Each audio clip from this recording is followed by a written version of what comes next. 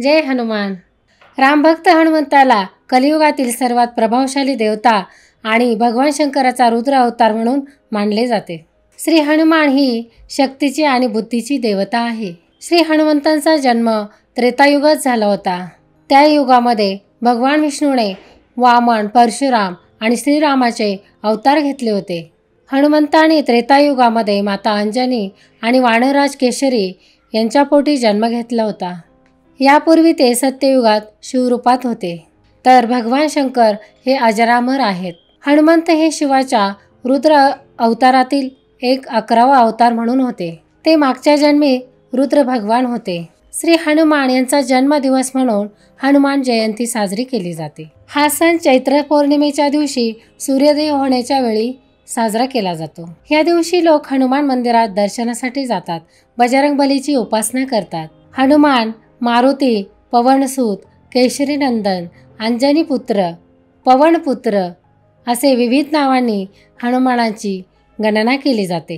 हनुमान जयंती ह्या दिवशी हनुमान चालीसाचे पठण करतात. महाराष्ट्रात शनिवार हा हनुमंताचा उपासनेचा वार मानला जातो.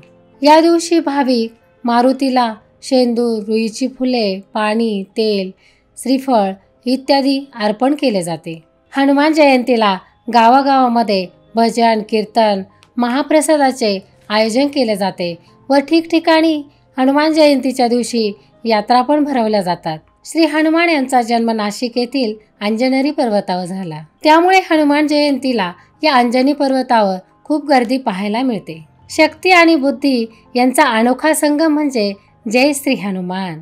त्यामुळे मारुती हे अनेकांचे आराध्य दैवत आहे. कर्नाटक आणि आंध्र प्रदेशामध्ये हनुमान जयंती चैत्र पौर्णिमेपासून वैशाख दशमीपर्यंत साजरी केली जाते. श्री हनुमान हा एक असा देव आहे, तो शक्तिशाली, शौर्यवान व बलाढ्य आहे. श्री हनुमानांचे नाव घेतले तरी कुठल्याही वाईट गोष्टींची भीती वाटत नाही. श्री हनुमानांच्या काही गोष्टी सांगणाऱ्या अनेक कथा आहेत आणि प्रत्येक कथेचे स्वतःचे महत्त्व वेगळे असते. ही कथा आज आपण जाणून घेऊया. या कथेनुसार अंजनी नावाच्या पर्वतावर हनुमंताचा जन्म झाला. अंजना ही एक सुंदर युवती होती, पण ती शापित होती आणि या शापांमुळे तिचा जन्म मानवी भूमीवर झाला. जेव्हा तिने हनुमानाला जन्म दिला तेव्हा तिचा शाप सुटला. अंजनाने मुलासाठी भगवान शिवशंकराची पूजा केली आणि तिच्या भक्तीने प्रसन्न होऊन तिला हनुमान झाला. केशरीराज हे भगवान हनुमंताचे जनक म्हणून ओळखले जातात. शास्त्र सांगतात की अंजना शिवाची पूजा करत होती तेव्हा अयोध्येत दशरथ राजा पुत्रप्राप्तीसाठी देवांची आराधना करत होते. प्रदीर्घ पूजेनंतर त्यांना प्रसाद म्हणून खीर दिली.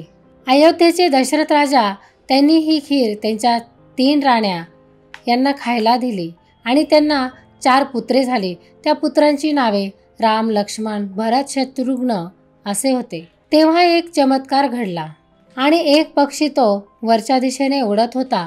त्यावेळेस प्रसादाचा एक भाग घेऊन तो पक्षी उडून गेला आणि अंजना माता तेथे पूजा करत होत्या का तिथे नेऊन टाकला आणि तो प्रसाद खाल्ल्यानंतर श्री हनुमानजी जन्माला आले.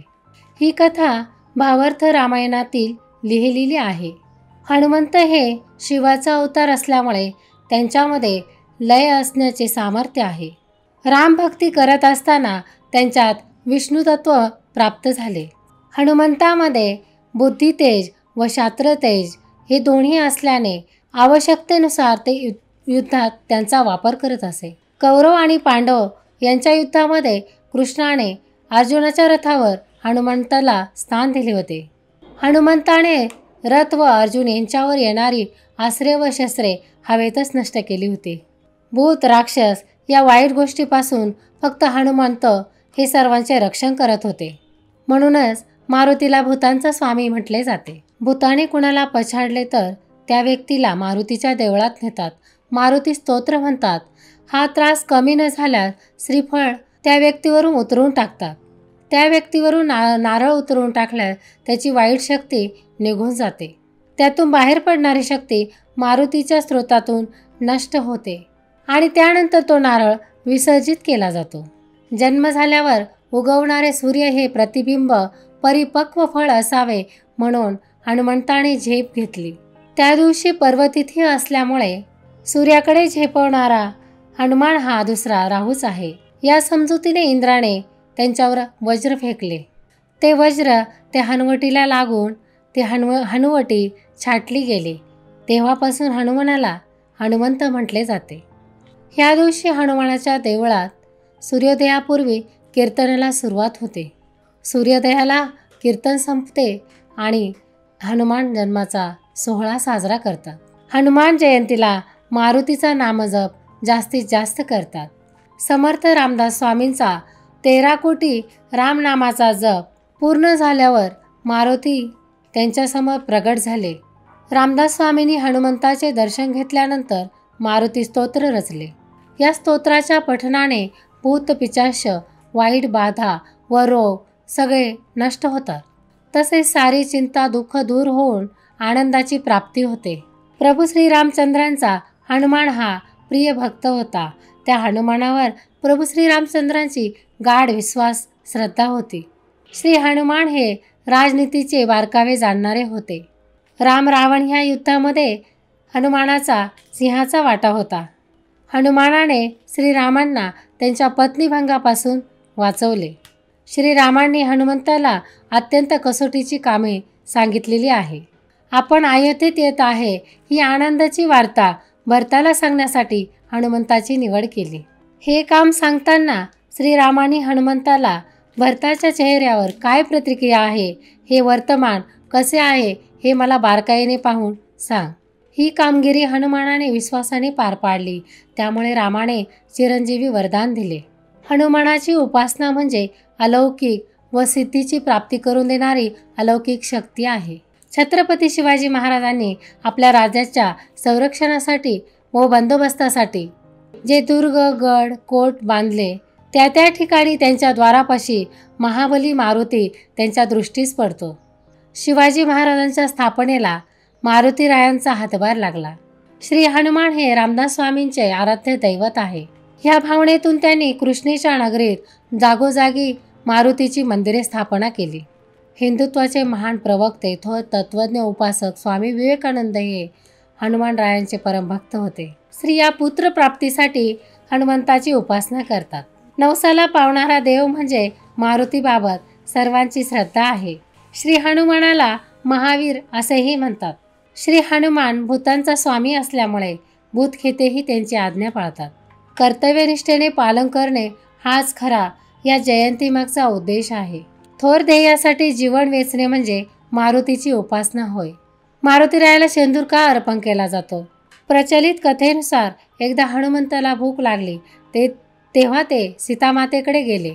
तेव्हा त्यांनी सीतामातेला कुंकू म्हणजे सेंदूर लावताना बघितले. तर हनुमंताने हैराण होऊन विचारले की हा सेंदूर का लावला जातो? तेव्हा सीतामातेने हनुमंताला सांगितले की सेंदूर लावल्याने स्वामींचे आयुष्य वाढते. जर चिमूटभर शेंदुराने श्रीराम प्रभू यांचे आयुष्य वाढणार असेल तर जर मी संपूर्ण शरीरावर सेंदूर फासला तर श्रीराम प्रभू अमर होतील. हा विचार करून बजरंगबली यांनी संपूर्ण शरीरावर सेंदूर फासून घेतला व हनुमान तेथून श्रीरामचंद्रांच्या सभेत गेले. श्री हनुमानाचे हे रूप बघून सर्वजण हसू लागले. परंतु श्रीराम स्वतःप्रती प्रेम बघून प्रसन्न झाले.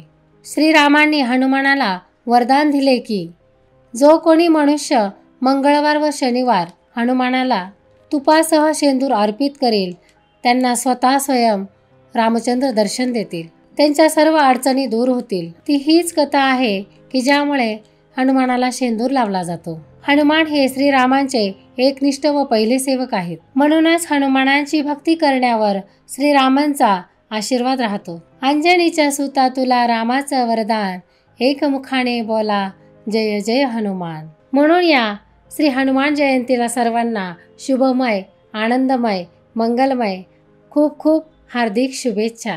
जय श्रीराम जय हनुमान. धन्यवाद.